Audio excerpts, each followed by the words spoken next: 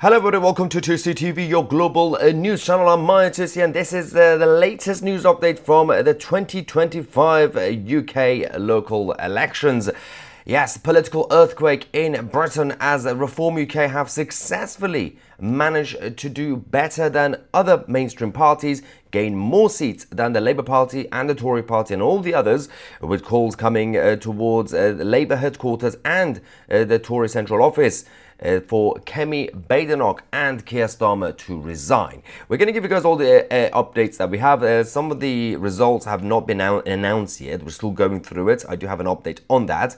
But we're going to give you guys the key information, the updates, the important things that happened over the last few hours, and of course get your reaction in the live chat as well. First things first, this was a massively successful night for Nigel Farage and his team, with a number of huge victories. Obviously, we had the by-election, parliamentary by-election in Runcorn, but we also had a couple of key mayoral elections as well.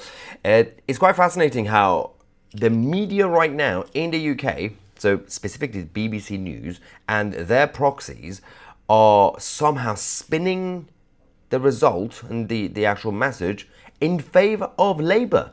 Now, are Labour people right now calling for Keir Starmer to resign? Somehow the media are trying to save the Prime Minister.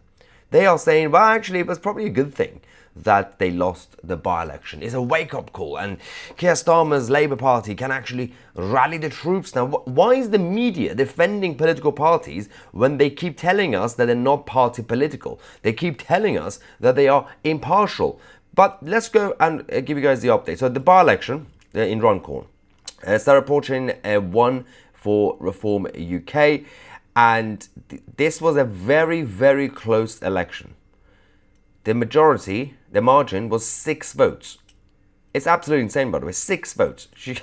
If literally 3 people had voted differently, or 4 or 5 of them had stayed home, well, the result would have been completely different. But it is still a big shift, because the Labour had a 15,000 vote majority until last night from the 2024 general election. All that's gone. They lost 15,000 of the vote.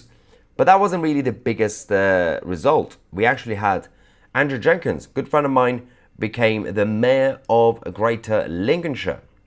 Andrew Jenkins managed to win with 42% of the vote, defeating the Conservative candidate, who managed to get 26.1% of the vote. The Conservative Party are also trying to spin all these results, and they've been managing expectations. So essentially, the message from the Tories is, we're not surprised. We knew we were gonna lose anyway. Then why did you bother trying to tell everybody over the last few days that the Tories are back, we are fighting? Makes no sense. But this is just the classic language coming from the party politics in the UK. So this is not really a good situation right now for Kemi Badenoch, because obviously we mostly talk about Keir Starmer. We will continue to talk about him, but Kemi Badenoch, as a leader of the Tories, hasn't managed to actually gain much. She hasn't really lost much either. The Tories are just flatlining for some reason. Reform UK is gaining a lot of support from Labour voters. They've got enough from the Tories at this point, but there is no progress under the leadership of Kemi Badenoch. Now, also massive news coming from Staffordshire, as the whole county has now turned bright blue. Reform UK managed to get 24 seats. The Conservatives managed to only get 6 seats. Independents got 4 seats. Guess how many seats the Labour Party, that is in government, managed to get in Staffordshire? 0. Absolutely nothing. No seats for Labour. Again, this is just showing the power shift, with Reform UK emerging as a dominant party in the UK. Now, there's also the situation that we had with all the other media narrative. Andrew Jenkins was speaking to the journalists after her result. Sky News, Sky News, ladies and gentlemen, decided to go a little bit crazy, and Andrew Jenkins stormed off. She's like, I'm not going to talk to you anymore. Watch this. All the candidates left halfway through your speech. They were so disgusted by what you said. I spoke to the Tory candidate. He left when you said. He left when you said migrants should be put in tents. That's good enough for France. That should be good enough for them too. Do you think that's a divisive way of conducting politics? I think it's what the majority and the silent majority think. That's what you think of migrants. That's where they should. And illegal migrants, people come here illegally. They should be put in tents like they do in France. People are seeking asylum should also be put in tents. Well, I think genuine asylum seekers, like Ukraine, etc., that's a different matter. And then you also accused one candidate of. She said you were parachuted in, and you made a comment about her South African accent. What did you mean by that? Well, what I meant is, how can they say I've been parachuted in when I spent most of my life in Lincolnshire school? Why mention the accent? Sorry. Because the irony of saying someone's been parachuted in who's not even from the country.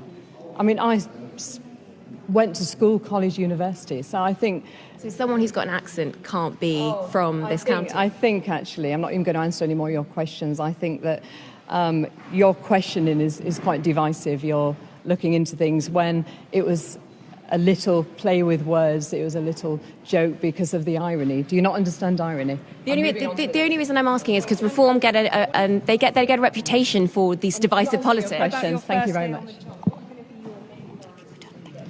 Thank you. A sensible question. Thank you. My first day on the job is going to. Well done, Andrew Jenkins. That was actually quite good. It's completely idiotic. Every single question was just negative. It was just personal attacks. It wasn't like holding a politician to account, and it was just vindictive and personal. And we know because Sky News are party politically left-leaning.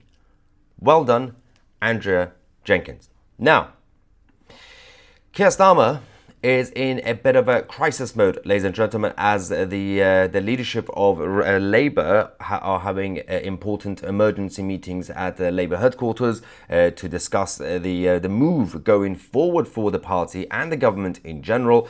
They are still saying that the top of the Labour Party are behind the Prime Minister and the leader, but that usually simply means that it's the opposite. When they brief the media that everything's fine, that means it's not fine. So we do know that. But I believe, for example, when it comes to Kemi Badenoch, as the Tory leader, she probably has until the next May elections. And if she continues to fail, next May, she will have to go. The Tory party, the Tory members always tend to be a little bit more patient. They wait and wait and wait, and sometimes that backfires. We saw what happened with Rishi Sunak. But with Kemi, a lot of people say that she has to go now. But the Tory members, they have to wait, basically, until probably May, which gives them enough time to change leader and have about a year or two to campaign for the next general election. Now, going back to the media and the disgusting way that they are spinning the results somehow in favor of the Labour Party, let's just, I'm going to give you the latest numbers, by the way. Reform UK have received now, as we speak, and it's going to change, 118 seats. Conservatives are second, 48 seats. 118, 48. The Liberal Democrats are now the third party. 23 seats. The Labour Party are now the fourth party, 16 seats, 1-6. Independents, we've got 9, and the Green Party has 5. The Liberal Democrats have done better than the Labour Party. Now, that is absolutely embarrassing. Meanwhile, as I said, the media... Let's talk about Emily Maitlis. Do you remember Emily Maitlis? She was BBC Newsnight. She now has her News Agents podcast. And she said this. I wonder if losing Runcorn might end up being the best thing that could happen to Labour right now. The clamouring for a wake-up call is coming from many different directions. If this liberates the government to be bolder and faster and less scared of its own shadow, that's no bad thing. How can you spin that? How did that suddenly become the best result for Labour. By the way, I think the result have now gone up already. I think Reform is now, let's just double check, I believe they're now on 152. 152, well, obviously the result keeps changing. So another place is 157, so yeah. Basically, in 150s, basically. So it's gonna keep changing. Now, the Conservative Party, ladies and gentlemen, they are fascinating. So there's been a lot of discussions about Reform and the Tories forming a coalition, and it could get to a point where they have to. They can't say it now, both of them, but they might have to. The problem here is if Labour continues to go down, do you know what's going to happen? If you understand how first past the post works and parliamentary democracy in the UK, Labour could become the third party in the general election. You know how messed up that is? Let's just say Reform gets the most seats. Reform becomes first. That means the Tories could become second. So technically, the Tories will be the opposition. Unless there is no majority for Reform, then the Tories and Reform will have the biggest majority in the history of all majorities. And Labour, as a third party, will be in opposition if it continues the way it's going, by the way. Because the Reform is no longer getting many more votes from the Tories. They've already got most of the votes from the Tories. So whatever the number the Tories have, 23, whatever, 24, it's going to relatively stay the same. Now the Tories have to try to get votes from Labour, because Reform is getting votes from Labour. If the Tories get votes from Labour, and they will, because a lot of people who voted Labour last time were just angry at Rishi Sunak. Some of them voted for Boris Johnson. They were betrayed. If those votes go Tories, and the rest of the Labour votes go to Reform, yes, that means that Reform and the Tories were the top two parties, which probably could mean that over 50% of the country will be voting towards more centre-right parties. But the Tories right now, when the discussion came up about the coalition, this is what the co-chairman of the party, Nigel Hodgson, says. I can't see why we would do that. At the end of the day, Reform's golden strategy is the destruction of the Conservative Party, and they don't share many of the core values and principles that we hold. We've done deals in the past on a council level where it's to implement Conservative policies and Conservative principles. The key thing here is we want to make sure that we get Conservative values, Conservative policies, and Conservative principles introduced. The issue with this is that the Conservative values is not really being proposed by the Tory party right now. So I'm not sure what Nigel is talking about right now. This Nigel, Holston, not the other Nigel. If the Tories were to offer Conservative values and Conservative policies and principles, everybody would be happy, right? And if they actually did them, not just promise, actually implement it. People were expecting the Tories to be Conservative. They just stopped being Conservative. And now he's saying, yes, well, firstly, to a point, he's right. Reform UK is not also fully conservative leaning as a party. Policies of high taxes, these are not necessarily right-wing policies. But they're going for a nationalist approach where they want to get the Labour votes. But we don't actually have a party right now that is primarily right-wing policies. We don't have that right now. I'm not really sure what the Tory chairman is ranting about. Now, the Labour Party is imploding. Surprise, surprise. They have managed to retain the Doncaster mayor. This is Rose Jones. There were 698 votes between Labour and Reform.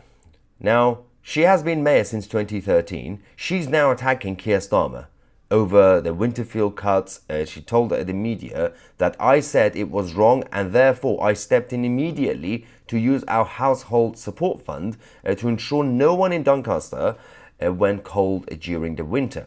Now, she also said that the Labour government should now be listening to the man, woman and businesses on the streets. Tax rises are in the firing line too. She actually said the people of Doncaster know how hard life can be.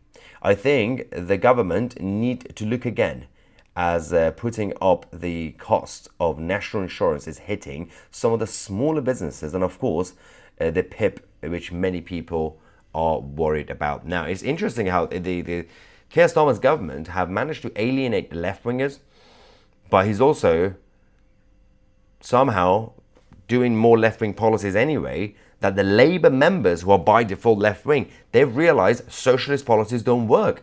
Now they are coming up to say, well, increasing taxes might not be a good idea because businesses are collapsing. You voted for Starmer. The same people, including the mayor of Doncaster, Rose Jones. She's complaining now, you are part of the same Labour Party. It's not about Keir Starmer. It's about all of you. You think if you change Starmer and just have a different Labour leader, things are going to change? No. You are all in favour of high taxes and more regulation and nationalisation. That's why there was no opposition really coming from the Labour Party when Reform UK started pushing nationalisation. You're like, yeah, of course. So now you're wondering, oh, well, we just realised high taxes and nationalisation, it sounds good on paper, but it doesn't work. Yeah, of course it doesn't work. It sounds good. I mean, some people think it sounds good. Oh, yes, public control. It's not the public, it's the bureaucrats. Faceless bureaucrats. You're giving more power to civil servants to ruin the country. Now, let's get some reaction from you lovely humans. First super chats saying, if reform doesn't do anything against the Islamic schools, it's no help. Zia Yusuf has already invaded this reform movement. We also have Ideology saying, thank you for the super chat. Reform gain 2 council seats in Kent, Maidstone East and Gravesham. More to come by 7 p.m. Thank you for the update. Another super chat saying, I can't stand to watch what's happening to your country. That dude Tommy needs to be freed. That's a good point. Yes, I agree. And Raymond, let's get some non-super chats. Raymond says, I voted for my local reform candidate last night.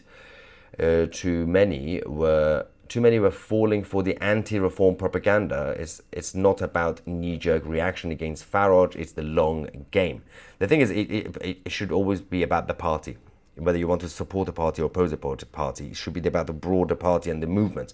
And obviously, I'm not party political myself. So if Reform UK, when Reform UK proposed something right, I always praise it. And actually, I congratulated my good friend Andrew Jenkins. But when they come up with policies like high taxes and this sort of thing, like regulations, it's not a good idea. Same goes to the Tories and Labour. So that also goes back to what Raymond says. But he's saying long game, so support reform. But yes, as long as they have the good policies, not if they have the bad policies. If a party is going to have socialist policies, then what's the point? That's what the Tories said. The Tory supporters were saying, still vote Rishi Sunak because, otherwise Starmer's going to win. But Rishi Sunak had the same policies, basically. So what was the difference? Tina says, poor Andrew Jenkins, they tried to smear her before the campaign. And before the election, actually the Conservative Party were vicious, absolutely vicious when it came to Andrew Jenkins. They were going around spreading lies about her campaign, about reform underground. And I'm glad she won because the Tories and all these idiots had to learn a lesson. Negative campaigning, there's one thing about negative campaigning, to a point it's a good tactic, but as long as you're not irrational about it and you have something to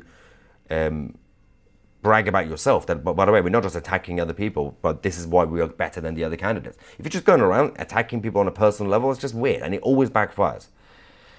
I am Polish and support Reform UK, or UK's reforms, I don't know. Because if they do not change this country, there is no more future here and the UK will go down like the European Union. Yeah, and that's ironic because we're not actually in the EU, but we'll be in the same boat. I supported Paul Thorpe, but I don't believe his story is quite true. I don't know about that. Apparently Tommy's crew have kicked him out for using Tommy's name to make money. I'm not familiar with that story, unfortunately. I've been busy in Israel. We are going back to London on Sunday, by the way. Yay! Coming back to London on Sunday. So I haven't really been watching other channels, unfortunately. I don't know, unfortunately. Artist Claire's, one of my favourite trolls, is back, saying, Nigel Farage is fighting for our country back. That's not a good sentence. Okay. Meanwhile, Mayhor, that's me, because it's Mayhor, is in Israel getting foot rubs and spreading Israeli propaganda. Ironically, actually, straight after this live stream, in about 26 minutes, I am going to go get a massage downstairs on the 5th floor. Actually, he said yes, although I'm not going to get a foot rub, I'm getting a proper full body. Tell your views right now to vote reform or you are a traitor. There's no point in me telling people to vote reform because the election was yesterday. The polling has been closed. Also, I'm not going to tell people to vote Tory, Labour or Reform until I made up my mind. So we don't have an election in London this year anyway. So yeah, this idea, this anti-Jewish Nigel Farage loyalist is always weird, as usual. Clear Tusi, please do a live stream with Dan Wootton and Megyn Kelly to lobby the US for British asylum. Should I become an asylum seeker in America? Free Tommy, thanks for that. Yes, I can do that, but doing a live stream is not the same as lobbying. We can either do lobbying or do a live stream. I'll pick one, I guess. No, Super Chat says, I regrettably voted Labour in Scotland in 2024. Local reasons, probably against the SNP, right? I can't wait for another chance up here to vote Reform, though I want a better option, in my opinion. But again, it's still early days. People still have a couple of years, 2-3 years, till the next general election. You don't have to make up your mind now. Let's see what Reform does until that point, and the Tories and all the others. If somehow the Liberal Democrats come up with the good policies, you know, not going to happen, but at this point, Reform UK is still the on paper compared to the others, still the best chance, obviously. But you have to wait for the manifesto. People still vote without reading these things. People vote because of the emotional things. Oh, I like the face of that leader or that leader, so I'm going to have faith in them. Stop having faith in politicians. It's a terrible idea. We did that with Boris in 2019. Didn't go well, did it? Dave says, I understand the irony of a Labour foreigner candidate being parachuted in to stand against an indigenous British candidate. It was funny. And it was kind of interesting how the media were going around saying, wow, if we go with this line, we could continue the rhetoric that Reform UK is racist. On what level Reform UK is racist? At no level whatsoever. There is nothing from Reform UK that is racist in any way. I'm not really sure why they keep trying something that doesn't work. What's this? I watched Paul Thorpe's video go live the other day, and I was watching the comments be deleted in real time. It was relentless for the first hour. I screenshotted the comments being deleted. Why are the comments being deleted? Okay, if someone gives me some sort of intel on what's going on with this whole thing, that would be good. I don't know what's going on.